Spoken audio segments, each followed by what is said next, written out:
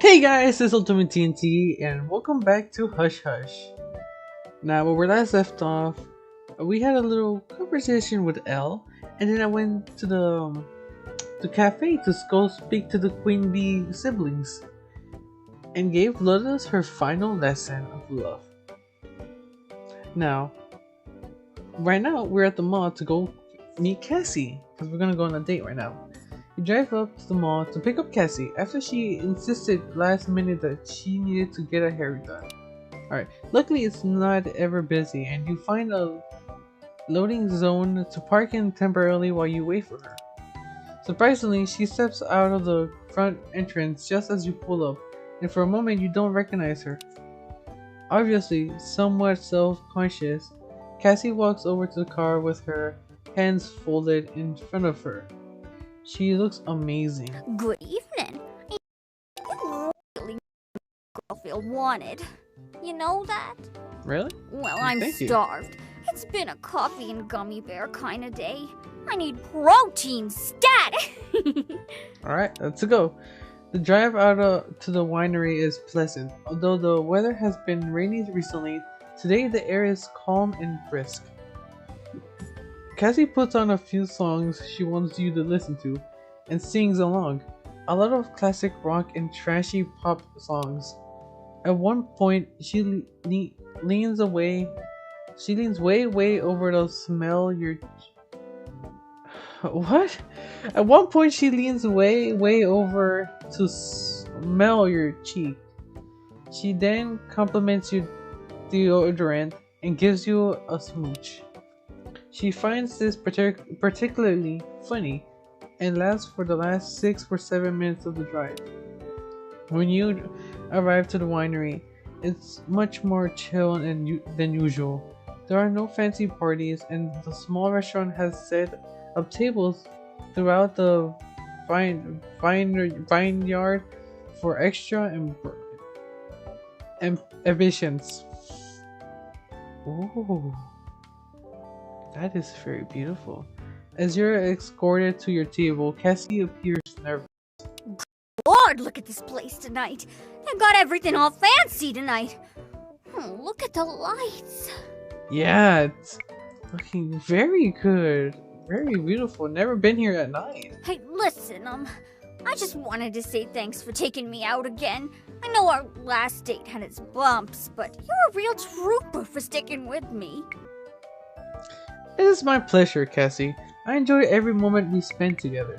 Well, I feel like sometimes I sort of put that to the test. But I promise to be on my best behavior, so that you'll take me out to even more fancy places. Hopefully. The two of you sit, and a waiter pours you each some wine. You can tell Cassie is somewhat uncomfortable as she fidgets and pulls out her own hair.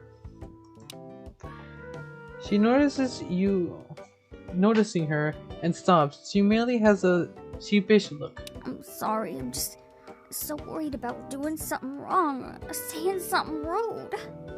When I was really young, my Nona took me out to a real fancy place and told me I could order anything I wanted. So I decided to order pizza because, you know, pizza, it's fucking great. Agreed with. It's a fucking legendary. But when I said it, she gasped super loud and the waiter laughed at me. And then they both gave me lectures on how that's not the kind of food you order at fancy places. Damn. The other night, when I joked about ordering cheeseburgers, well, that was my sorry attempt to be charming and mischievous. I swear I'm developing a complex now. Fancy places make me nervous. Oh, this conversation is making me nervous. I don't know if I fail one conversation, I'm gonna have to start the whole weekend again. The whole 2 or 1 day again. I don't know. Alright, don't be nervous. You're beautiful, sharp, ferocious, and utterly charming. Cassie goes quiet for a moment, a soft blush coming to her cheek.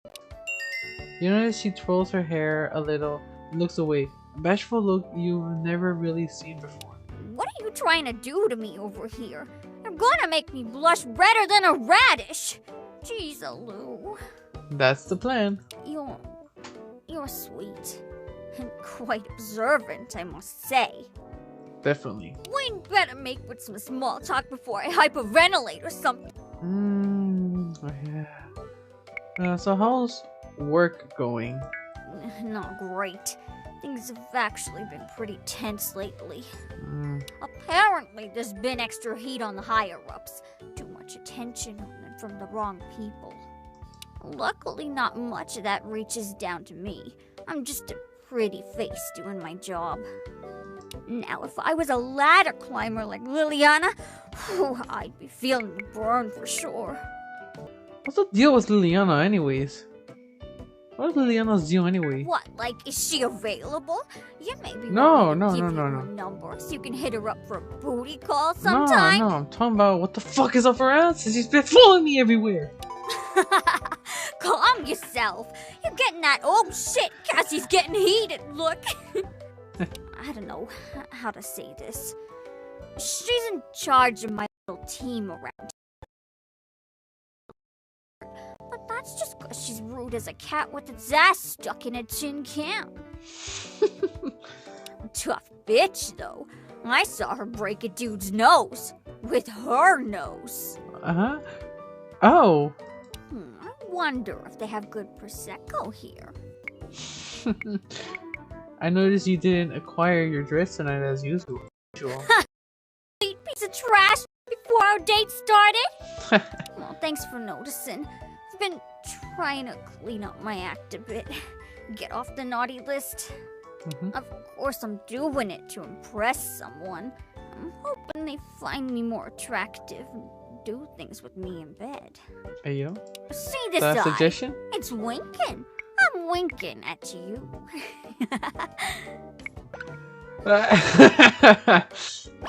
Alright. By the way, I noticed a lot more than that. I'm actually still looking. Cassie pulls her menu up over her mouth, looking around to see if anyone heard you. Before Time. really are, my god. When are you going to bring me back to your place? I don't know. I mean, I could ask you the same. Just in case you meant for, like, sexy private stuff. It's not like that at all. Okay. My place is just, well, I feel like it maybe tells a little bit too much about me. It's hard to deny you're not trashy when you bring people back to your trash nest, you know? It's true. The waiter returns then to take your order. Cassie immediately becomes more nervous, pulling out her hair. The waiter tells her it's a flatbread margarita prepared in a wood fire oven in the Naples tradition. It's a fancy pizza? Cassie looks at her menu for a moment stunned. Then she bursts into laughter.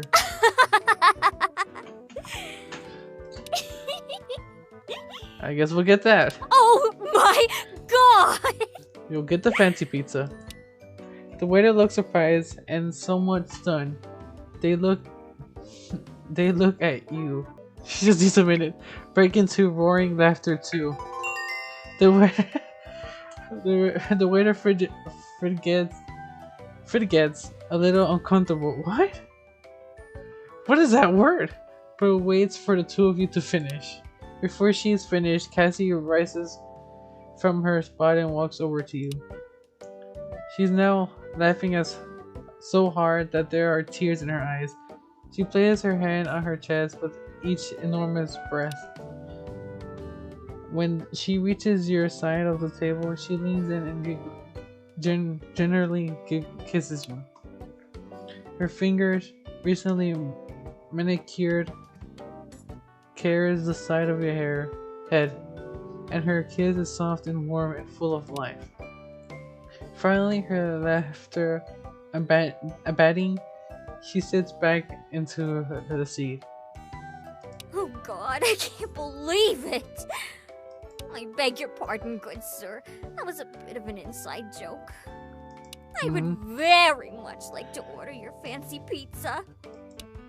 The waiter smells broadly, writes it down, and reminds you that the vineyard is for joy and romance.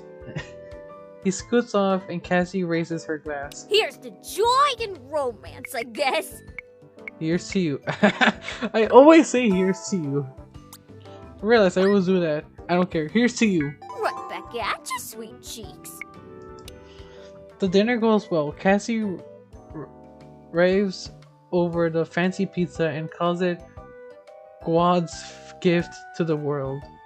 Oh, God's gift to the world. I forgot they say God weird. They say God. At one point, soft music begins to play on speakers hidden in the vines. Cassie sighs happily. You wanna dance? Just a little bit? Sure. This is the most romantic junk I've ever seen, and I wanna have the full experience. Rise and extend your hand. I warn you, I'm wearing 2 left heels. Oh gosh. If I step on you, those heels are sharp. They're going straight through. Imagine this how I die. You and Cassie stand cheek to cheek and dance.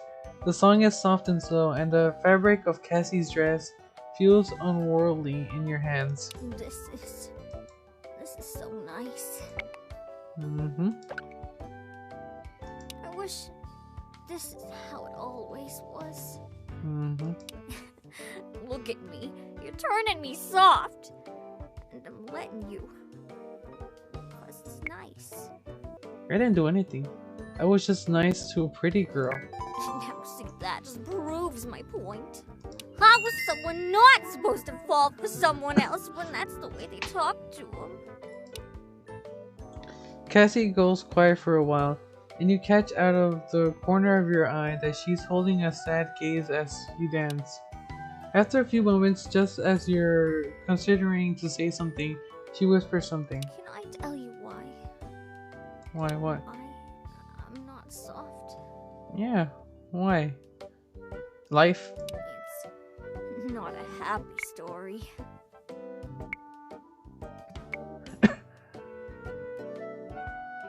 You can tell me anything. That's good. Because I want to tell you something I've never told anyone. The house I grew up in wasn't a happy place. I won't bore you with too many details. Mm-hmm. My mom had a lot of problems, and my stepdad was a drinker. Mm-hmm. Don't worry, he didn't put his hands on me or nothing, but he sure didn't like me. Even when I was 7, I was full of fire and brimstone, and I let him have it. Oh, you punched him. We used to scream at each Right. other so late and so long that the cops would drop by to break it up. Our nearest neighbors were almost 1,000 feet from us. We were loud! Anyway, I started getting into trouble in and out of school. Started skipping school. Started hanging around bad people. And my stepdad, well, he had had enough. He didn't kill your mom, did he? He kicked me out. Ah. I spit in his face and he clocked me good. I had a black eye for a month. But I gave him one too before I ran off. So as far as I'm concerned, I came out ahead in that fight.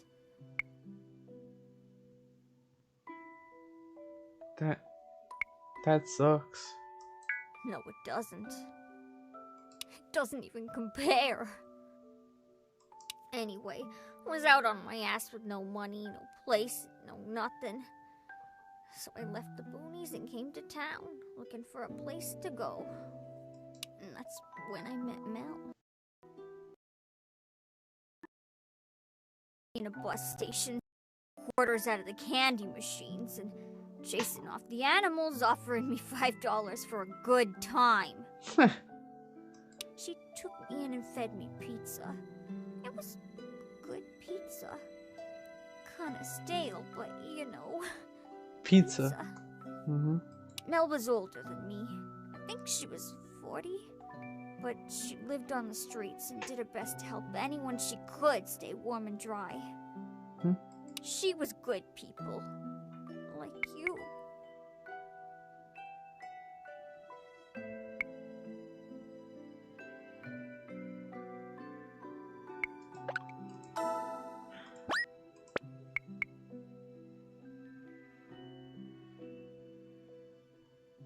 I'm lazy and spoiled. They're talking about her in the past tense. Yeah, I'm getting to that part. Hmm. I bunked at Mel's place for almost 4 years. She made sure I never ended up in some pimp's menagerie or doing hard drugs under the overpass for an escape. She was my fucking guardian angel. And one day, there was a lump. Ooh. Right here. Where's here?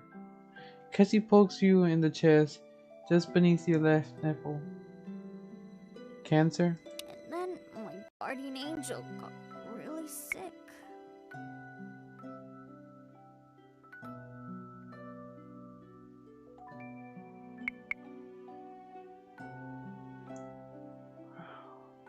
Stay quiet. And then Mel needed a whole lot of help. See, that lump wasn't what you'd call the OG cancer. It was part of a gang. Breast, pelvis, rib. Things went from bad to worse real fast. And just the ride to the hospital alone took all the money she had. Damn. She was just about making up her mind not to fight it when I told her not to worry. If she fought, I'd fight too. If she hung in there, I would figure out the money. I would look after her. I would take care of her and make her soup and change her fucking diapers if I needed to. Because I loved her so much. So I did. I found the money and got a house already. Put ramps in and bars near the toilet and everything. She didn't make it, did she? Cassie stops for a moment. A wild and desperate sadness flutters inside of her and suddenly pours out in a sob. And then she fucking died anyway! She died! Only 5 weeks later! Her hair didn't even fall out! I already had wigs for her to wear! She was just gone!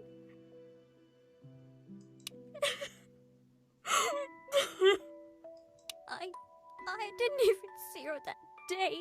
It got suddenly bad overnight. Hold Cassie.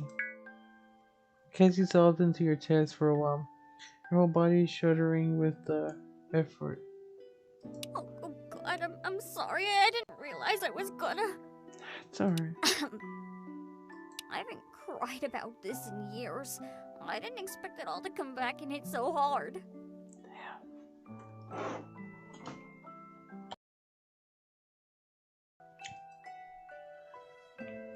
Alright, and I'm back. Sorry about that. I've never told another person all this out loud. Anyway, I was left without anywhere to go and a pretty big bill to settle. Mm-hmm. The hospital was gonna return a bunch of it, but then they would have looked into where it came from in the first place, and well, I didn't get the money from no guardian angel, I'll tell you that. You got it from the current employers. Yeah, you got it. Mm-hmm. Bit of a get paid first, work later sort of arrangement. Mm-hmm. I owe a lot of money to these people, and I can't skip town or else... They'll follow you. Well, let's just say they have their own way of collecting debts. Mm-hmm. I just wanted you to know. I trust you, and I guess I wanted you to know what was going on. Why I made some of my decisions. You know? Play stupid games, win stupid prizes, I guess. Yeah, I guess. If you think any less of me for any of this, I hope Maybe seeing more of the picture will explain some of it. More the story. Needed someone to tell. It's alright. We all need someone to talk to once in a while. You're just a charming person who decided to drop into my life like an angel.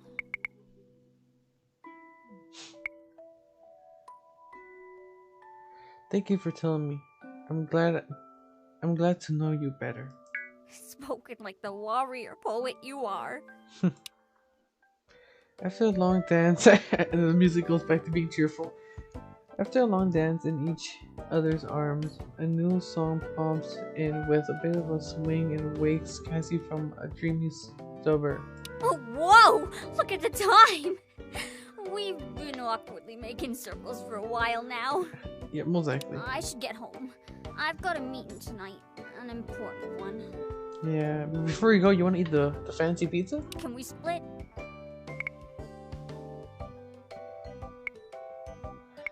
You bet. I'll settle up. Awesome. I'll meet you at the car. I've gotta check my makeup. Alright. Cassie is quiet for most of the ride home. She stares at the window at the sky, which has become once more clouded, and as the forecast mentioned. It's gonna be a bad storm this year.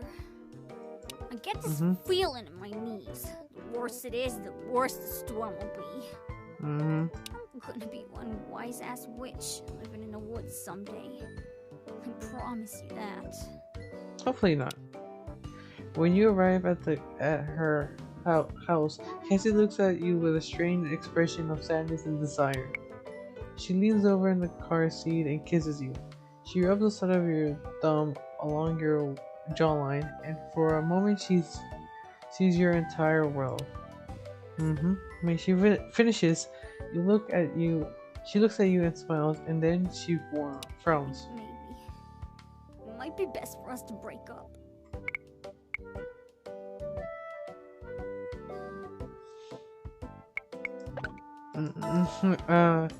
Excuse me, what?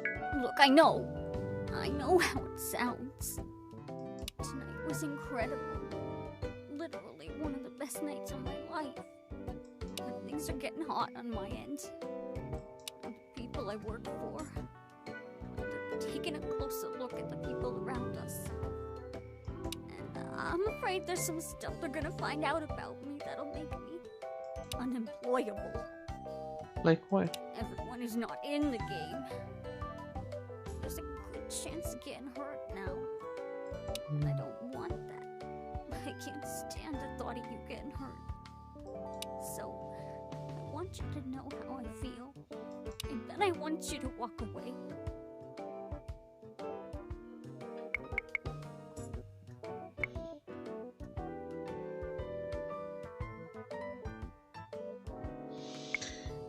To let me in the game. I'm not leaving you. No! There's no way I'm letting you throw all the good stuff in your life away. Listen to me. You're a good person. And the stupid life I'm living, it's because I'm not. I've done messed up shit, and now I'm paying for it. It's only bad people over here. Bad people. And desperate people. And you're neither of those things. Don't be stupid. Just say goodbye to me. Kiss me and let's be done with it. Hey, I can handle myself, right? Don't worry. Kiss her. Cassie pulls away to resist your kiss. Utterly furious that you would kiss her at a time like this, but you slip your arm around her waist and keep the awkwardness rolling, and as you predicted, in a moment she melts and kisses you back. In fact, a few dreamy moments, her eyes become rather passionate and have a take me, I'm yours vibe. But a moment later, she finally pulls away and says, God damn you. Alright. But only because I'm not giving up on you, Cassie. I think maybe you like me as much as I like you. Cassie pushes you as far as she can, being seated next to you, and thinks, as though you might tackle her while she's distracted. Alright, I need you to know that this was the worst decision of my life. But I'm not gonna stop you from making it. I just want you to know, I don't think it's worth it. For me. But I'll let you make the decision.